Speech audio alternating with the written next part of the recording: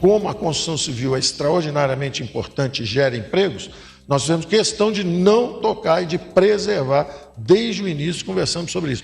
Não encosta no crédito de construção civil, deixa crescer. Bem, eu duvido dos dados. A minha profissão de historiador sempre foi duvidar dos documentos.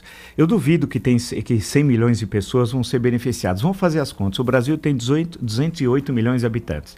Então, metade dos brasileiros teriam acesso a esse benefício. E vão tirar as crianças, vamos lá, né? Vamos por parte. Tira as crianças, aqueles que não estão trabalhando, aqueles que nunca tiveram vínculo empregatício. Eu duvido do número de 100 milhões. Isso aqui é um chute, como o chute dos economistas. Eles adoram chutar e geralmente nunca acertam no gol. Tem um pequeno problema entre a bola e o gol. A questão que se coloca é uma irresponsabilidade do governo na adoção dessas medidas. Tudo para crescer 0,3. Diz que o cálculo é 0,3. Eu acho legal porque não é 0,2 ou 0,4. Acharam o número 0,3. Fantástico, brilhante. E a irresponsabilidade. O professor Delfim Neto, ontem, em um artigo, chamou de populismo, medidas populistas e irresponsáveis. E hoje, no jornal Estado de São Paulo, o Delfim foi no jornal Folha de São Paulo, hoje no jornal O Estado de São Paulo, José Serra também critica essa medida. Os dois são economistas, foram ministros de Estado e foram deputados constituintes em 1987, 1988, quando a discussão do Fundo de Garantia, da multa do Fundo de Garantia, foi tratada e foi resolvida aumentar a multa, porque havia uma proposta que era dar estabilidade a todos os trabalhadores da iniciativa privada.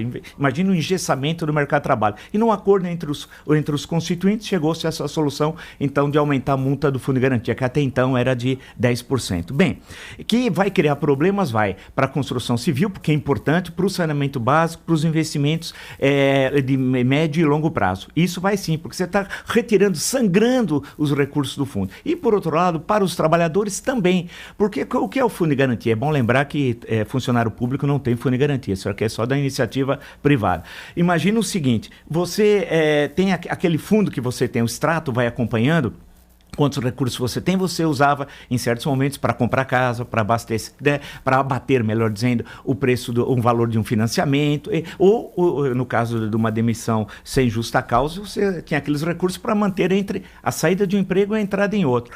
Na medida que você começa a fazer esses saques, no momento que você necessita do Fundo de Garantia, ou para a questão, por exemplo, da compra de uma casa, ou para sobreviver no momento de dificuldade econômica, você não vai ter. Portanto, é uma medida absolutamente irresponsável, que não conhece os princípios do fundo que foi criado em 1966 no governo Castelo Branco, e lembrar que a dobradinha econômica pelo governo Castelo Branco era Otávio Gouveia de Bulhões e Roberto Campos. Então os que se dizem liberais hoje são liberais de fancaria, de ópera bufa, de comédia pastelão. Não são liberais coisa alguma.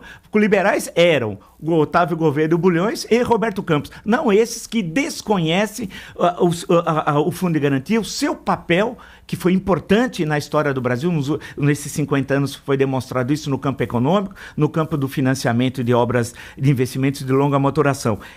Na minha leitura, é uma medida irresponsável para ganhar popularidade a curto prazo, colocando em risco o fundo para tentar ter um crescimento positivo. Por quê? Porque tudo indica que o PIB estará muito próximo a zero, 0,2%, 0,3, alguns falam mais otimistas em 0,8. Ou seja, frente ao desastre da política econômica, feita por um incapaz, que é o ministro da Economia, que era considerado um gênio da raça e não tem um livro escrito, o país está paralisado, estagnado, aí vem com uma medida populista e irresponsável.